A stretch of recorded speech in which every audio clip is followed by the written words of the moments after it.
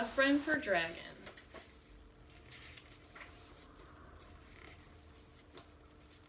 Chapter 1. A Friend for Dragon. There once was a blue dragon who lived in a little house all by himself. Sometimes Dragon got lonely. I wish I had a friend, said Dragon, so he went out into the world to look for a friend. Dragon went to the woods and met a small black squirrel. Will you be my friend? Said Dragon. No, said the squirrel. I'm too busy. Dragon went to the riverbank and met a fat gray hippo. Will you be my friend? Said Dragon. No, said the hippo. I'm too tired. Dragon went to the pond and met a slick green crocodile. Will you be my friend? Said Dragon. No, said the crocodile. I'm too grouchy. Grouchy means that you're mean or you're in a bad mood. So Dragon sat down under a tree, still wishing for a friend. Suddenly, an apple fell out of the tree and hit Dragon on the head. So how would you describe Dragon? Just then, a little green snake slithered by. Slithered means moving, like twisting around on the ground, kind of like a snake whenever they move. Dragon looked all around, but he didn't see anyone. Who said that? Cried Dragon. I did, said the snake. Dragon looked around all again, but he still didn't see anyone. Where are you? Said Dragon. I'm right here in your hand, said the snake. Dragon looked at the apple in his hand and scratched his big head. I didn't know apples could talk, said Dragon.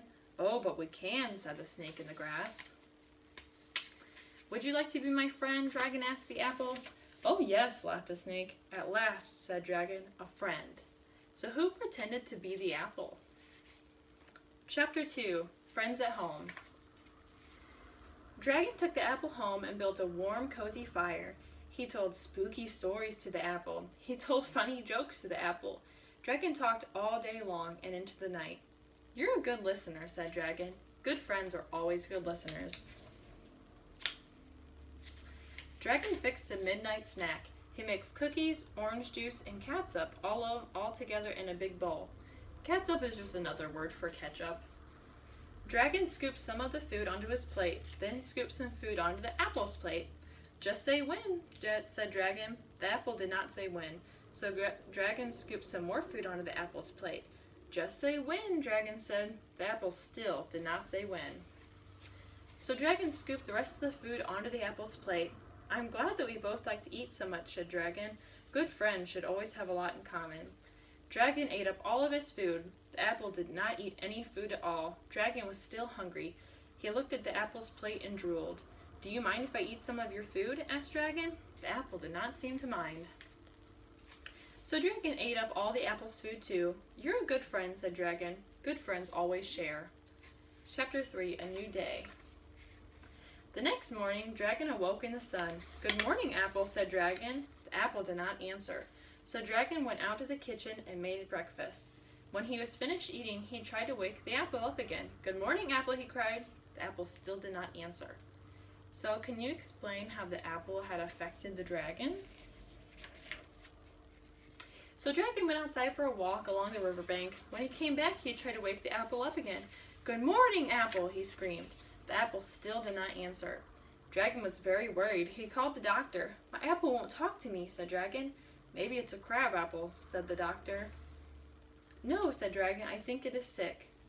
How do you think the apple and the dragon are alike? So Dragon took the apple to the doctor's office. They sat down next to a big walrus. What's the matter with you? Asked the walrus. It's my apple, said Dragon. It won't talk to me. The walrus stared at the apple and drooled. Dragon needed a drink of water. Will you watch my apple for me? Asked Dragon asked the walrus. Sure, said the walrus, licking her lips. When Dragon came back, the apple had changed. It was not round anymore. It was not shiny anymore. It was not red anymore.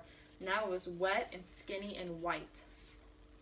What happened to you? Cried Dragon. Are you all right? The little white thing did not answer. Dragon wrapped his friend in a piece of paper and carried it home. Don't worry, said Dragon. Everything will be okay. When Dragon got home, the little white thing had turned all mushy and brown. Are you hurt? Asked Dragon. The mushy brown thing did not answer. Are you sick? Asked Dragon, but there was no answer. Are you dead? Asked Dragon. Still, there was no answer. Dragon scratched his big head and started to cry. Chapter 4. Goodbye. The next morning, Dragon went out into his backyard and dug a hole. He put his spoon into the hole and covered it over with dirt. Dragon made a sign. On the sign, he wrote the word friend. Dragon was very sad. He cried every day. He did not want to eat. He could not get to sleep. Dragon did not leave his house for a long, long time. But after a while, Dragon stopped being so sad. He cried less and less. He began to eat and sleep better. Still, he was very lonely. Chapter 5. Summertime. One day, many months later, Dragon walked out of his backyard. He was still feeling lonely. Dragon sat down under the big tree growing in his yard. He wished for a friend. Suddenly, something fell out of the tree and hit Dragon on the head. It was an apple. The dragon looked up and smiled. The end.